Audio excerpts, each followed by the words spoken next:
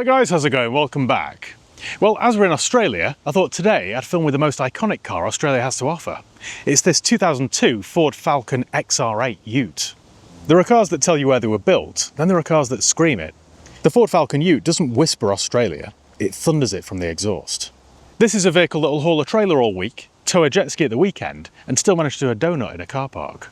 This thing is loud, proud, practical, and just a little bit ridiculous. In other words, it's perfectly Australian. Before we get into the review, let me give you a quick history lesson. Long before Ford started dropping V8s into Utes, an Australian farmer's wife changed motoring forever. In the early 1930s, she wrote to Ford asking for a vehicle that could take her and her husband to church on a Sunday and carry their pigs to market on Monday. Ford's designer Louis Bant took that brief to heart and created the world's first coupe utility in 1934. It was part car, part truck, and entirely genius. With that, the Ute was born, and Australia instantly claimed it as its own. The original 1930s Ford Ute used a Model A chassis, and it created a two-door coupe body with a tray at the rear. It was immediately approved and went straight into production. Henry Ford reportedly nicknamed it the Kangaroo Chaser when it was first displayed in the US. So for almost a century now, the Ute has been an Australian icon. It's celebrated for its practicality and versatility. Nearly 70 years after that first Ute was born, this XR8 came along carrying that same DNA. It's still the same practical working vehicle at heart, only this one has a thunderous V8 to make every drive an event. This particular Falcon Ute is the AU, and it was built in 2002, and it represents the final evolution of the AU shape before the BA took over. Under the bonnet lives Ford's 5-litre Windsor V8, tuned by Tickford to produce 220 kilowatts, I'll provide the BHP right here, and 435 Newton-meters of torque. If you wanted proper involvement, you could have it with a 5-speed manual, or if you didn't, you could choose a 4-speed auto. Remarkably, this thing only weighs about 1700 kg, and yet it'll tow 2300 kg, and about half a tonne in its tray. Not bad for something that looks like a hooligan's weekend toy, is it? It's remarkably practical, this. All that V8 power is sent to the rear wheels, so when we take this for a spin later, we should have some fun, shouldn't we? In terms of styling, then it really is a case of beauty's in the eye of the beholder. Styling's always subjective, and whilst it might not be the kind of vehicle I would buy, I do appreciate it. There's no getting away from the fact that it is what it is. It's half pickup truck, half saloon car. And as a piece of design, it's very honest. This being the XR8 trim is a bit sportier.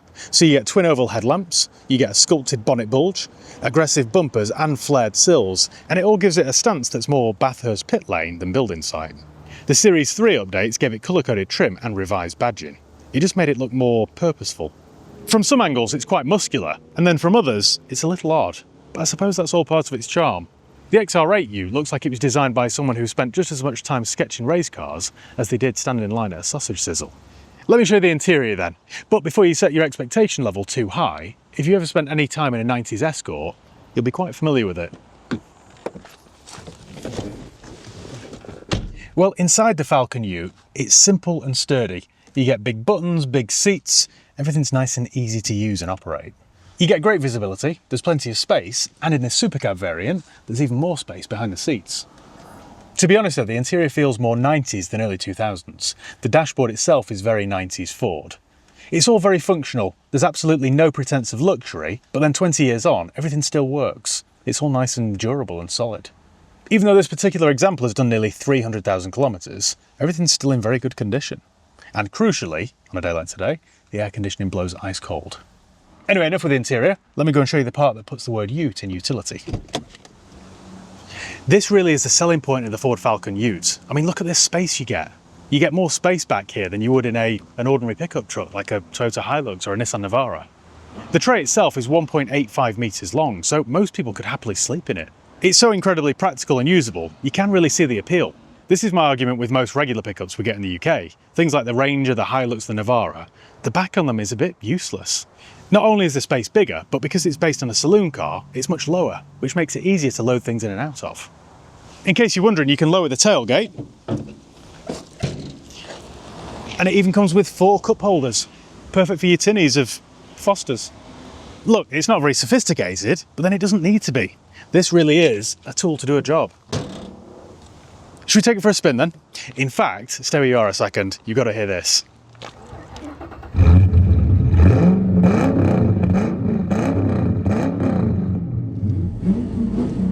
It sounds wicked, doesn't it? Just what every farmer's wife needs. Right, let's get it on the road.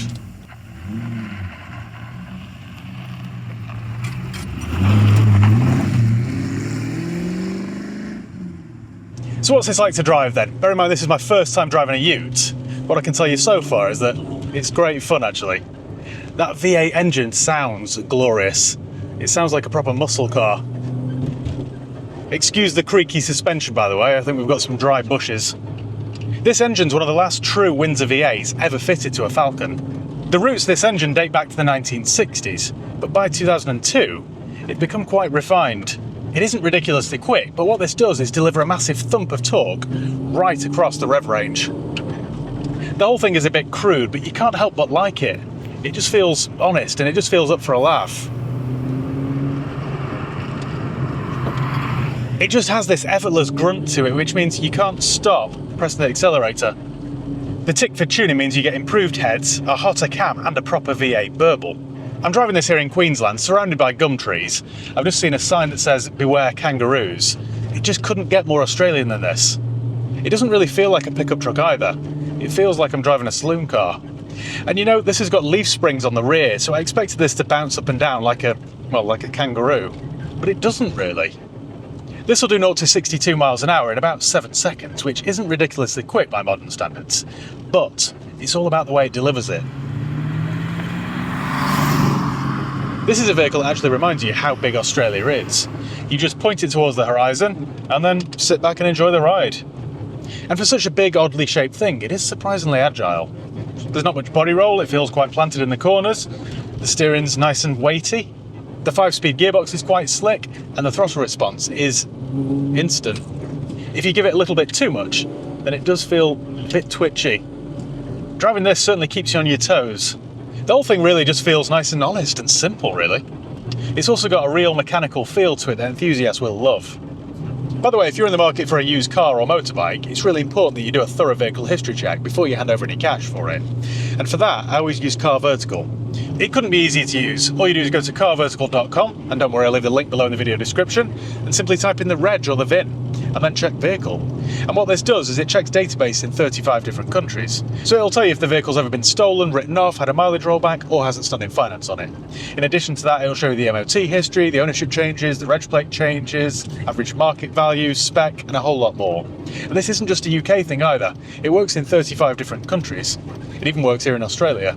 It doesn't take long and it isn't expensive, and it's cheaper still if you use my promo code HIGHPEAK. That's HIGHPEAK all one word, HIGHPEAK, and you'll save yourself 20% off each and every check that you do. And you can use that promo code as many times as you like. It isn't just a one-time thing. I wouldn't dream of buying a used vehicle without doing a thorough vehicle history check first. And with CarVertical, it couldn't be easier. Anyway, thanks CarVertical for sponsoring today's video. Back to the Falcon review. If you're worried about fuel economy, then I think you're watching the wrong review. Despite its size and muscle car soundtrack, this would be quite easy to use on a daily basis. It's big enough to be practical, but it never feels cumbersome or unwieldy. We're in second gear now, we'll just give it some revs. Sounds so good. 4,000 RPM, 4.5. Really purrs. In fact, it doesn't purr, it barks and growls, snarls. You can't help but grin ear to ear when you drive this. The chassis feels pretty good too. Feels nice and composed. It deals with bumps surprisingly well too. In terms of maintenance, then I think it's quite straightforward. These old Windsor V8s are quite reliable. Parts are cheap and plentiful, and there's a massive aftermarket scene. There are a couple of common issues, and to be fair, they're a bit predictable. The cooling system can need attention, the tray seams can rust if neglected, and also the leaf spring bushes can wear out over time. But as far as old school V8s go, this is one of the most robust options out there. I've noticed since being in Australia, the Ute isn't just a body style, it's more an identity. This is a car that weirdly bridges the gap between tradesman and weekend thrill seeker. You could roll up to a building site on this on a Friday and nobody would bat an eyelid, but then you could go to a cars and coffee event on it on a Sunday and it would get loads of attention. These kinds of vehicles just don't exist anymore either, which is a bit of a shame.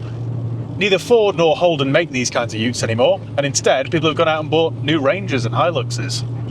This really is a piece of history now, and it ought to be celebrated. In its day, this would have gone head-to-head with the Commodore SS, which I'm yet to drive, so I should probably get one of those on the channel and see how they compare. It's a bit of a cultural time capsule, this. It represents an era when Australia built cars for Australians. It's brash, it's slightly crude, but it's endlessly charming and charismatic. Also, I should probably say, this is the kind of vehicle that only works here. I can't imagine driving one of these around Manchester or London. It just wouldn't work. What this is uniquely Australian. You can carry your tools in it, tow your boat with it, and it'll make your hair stand on edge every time you start it. So whilst the Falcon AU XR8 might not be perfect, neither are we, and it feels quite human really. In fact, not just human, Australian. It's tough, it's loud, and it doesn't take itself too seriously. And for that, you've got to love it. You know, church on Sunday, pigs to market on Monday, burnouts in a car park on Tuesday. It's the most Australian car you can buy.